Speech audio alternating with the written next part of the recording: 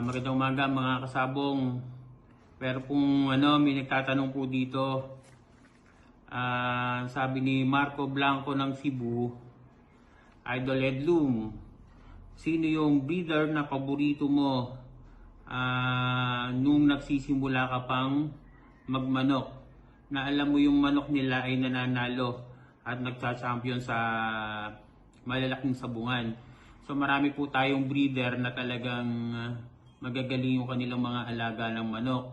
So kukuha lang tayo ng 5 na paborito ko na nananalo yung kanilang mga manok. Ayun, 5 lang po sa napakarami na breeder at lumalaban. Ang aking pong pang-5 sa napipili ko na magaling mag-alaga ng manok, si James Uy. Magaling mag-alaga siya ng manok. Lumalaban talaga siya sa malalaking labanan. Yung bulik niya, yun yung isa sa mga sikat na bloodline niya. Yan, ilang beses siya nagka-champion, sina James Uy.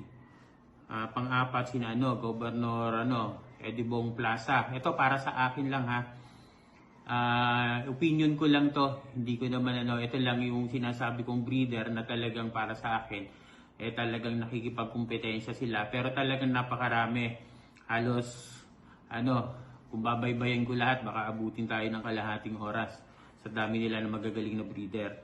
So si number 4 sa akin, si Eddie Bong Plaza, si Governor Eddie Bong Plaza. Yan, marami na rin champion yan sa malalaking labanan. So sila yung mga talagang lumalaban, yung mga malalaking labanan, yung mga pitmaster, yung mga wall slasher. Yan, pang-4 sa akin si Governor Eddie Bong Plaza. Yung pangatlo sa atin si Sunny Lagoon. Yan, maraming champion din yan. Sina Sunny Lagoon. Yung mga sikat niya na mga yung sweater niya, Bruce Barnett ata yun, kung di ko nagkakamali. Tsaka yung kanyang mga Kelso. Magagaling din yung kanyang mga off color. So marami siyang linyada na magagaling. Yung pangalawa natin si Frank Birin. Para sa akin maraming champion niya sa wall slasher. So magagaling din yung kanyang mga manok. Yun yung pangalo sa ating listahan sa magagaling magmanok. Ang nangunguna sa atin si Tata Ray Briones. So marami ding champion yan. Halos lahat ng labanan meron siyang nakukuhang trophy. So itong mga to, itong 5 to,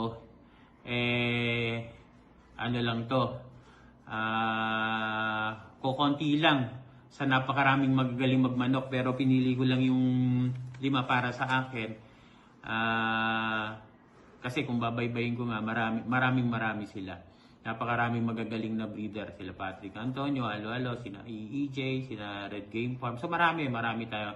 Kung babaybayin natin yan, sila De La Torre, sina Art Lopez. So marami sila. Hindi ko na babaybayin, basta ito yung mga 5 na binanggit ko.